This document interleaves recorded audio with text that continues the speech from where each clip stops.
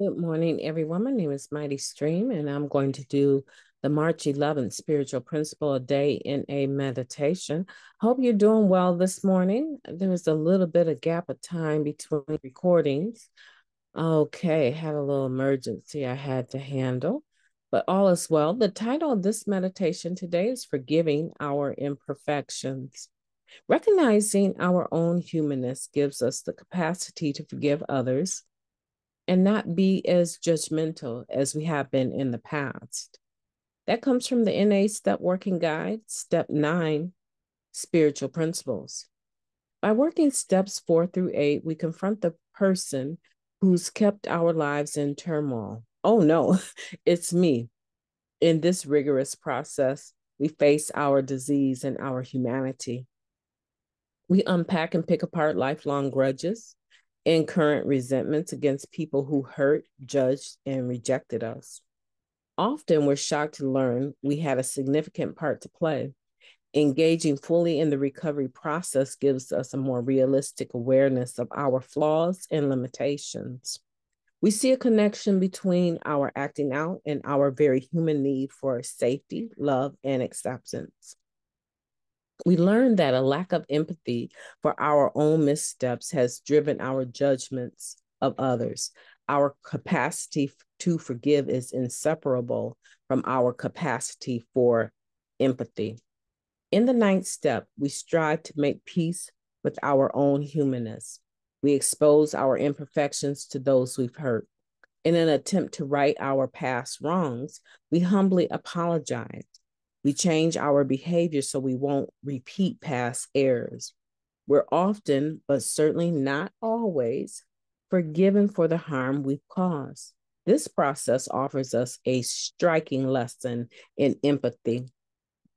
Acknowledging and accepting our own imperfections is key to accepting imperfections in others. Let me repeat that. Acknowledging and accepting our own imperfections is key to accepting imperfections in others. We forgive ourselves for the times we let self-centered fear guide our actions. Instead of judging others for similar impulses, we can choose to forgive them, actively seeking to accept them as they are.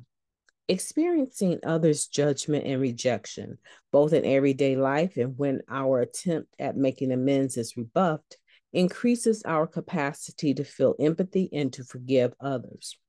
Our own pain becomes a source of strength, and we can draw from the well of self-acceptance we've created through our experience with the steps. Today, I will take a balcony view of my judgments of others. Instead of cataloging their flaws, I will acknowledge their humanness because I'm also human and worthy of empathy. Let's take a moment of silence followed by the wee version of Serenity Prayer. Moment of silence now, please. Thank you. God, grant us the serenity to accept the things that we cannot change, the courage to change the things that we can, and the wisdom to know the difference just for today. Please and thank you. That's an amazing meditation, goes right hand in hand with the just for today, because we're talking about being able to allow others space and room to make mistakes. And in doing so, we allow ourselves space and room to make mistakes. Having empathy for others when they make mistakes is just such a huge relief. It's just such a huge relief to them, right? Because what happens when you make a mistake? I can tell you what happens when I make a mistake. The first thing I'm thinking is, man, I wish I had been more humble. Wow, I wish I had been a lot more humble about this situation because now I'm going to have to go back to this individual and I'm going to have to admit my wrong, admit my error, and put myself before them, lay myself before them, and ask them Can you please forgive me? Can you pretty please forgive me? I feel so bad about this.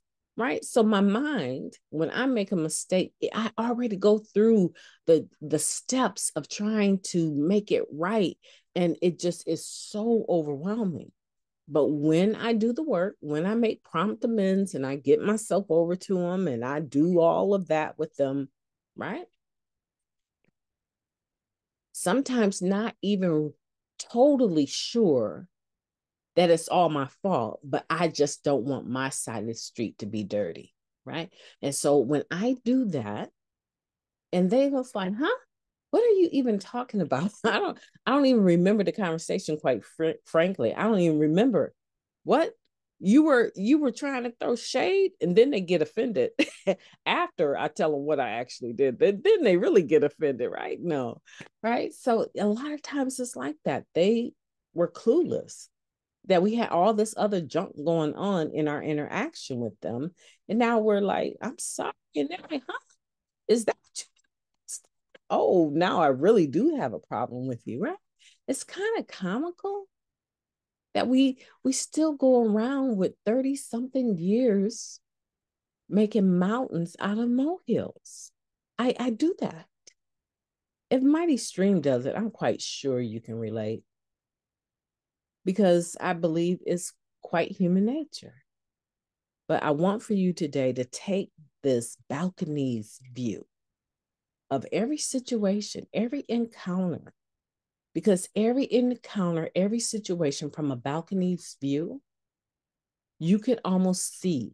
Like I'm imagining myself in an old Western movie and I'm up on the balcony and I'm looking out over the dusty town and people riding the horses, right? Right. I'm imagining myself seeing, the trouble, right? Most wanted, reward, dead or alive. I see the trouble ride into town for a robbery, right?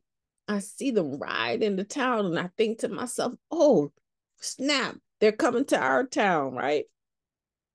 I can see from a balcony's view.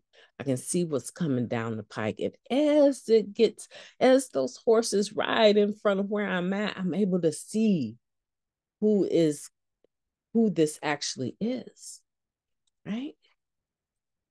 I'm able to recognize the character defects. I'm able to recognize the situation. I'm able to see from the balcony's view what went on before, what's happening right now. And as they ride off into the sunset, I can see the problem going, right? There's so much wisdom in attaining a balcony's view of your judgments of others, right? It's so helpful for you to be able to do that because what does it do? It puts things in perspective and it makes things a lot more palatable and manageable, right? This is a huge meditation. I wish I had this meditation in front of me as I was trying to explain the just for today, right? Because this explains the just for today perfectly. I could not do it better. I want for you to have a beautiful day on purpose. I intend to talk to you tomorrow.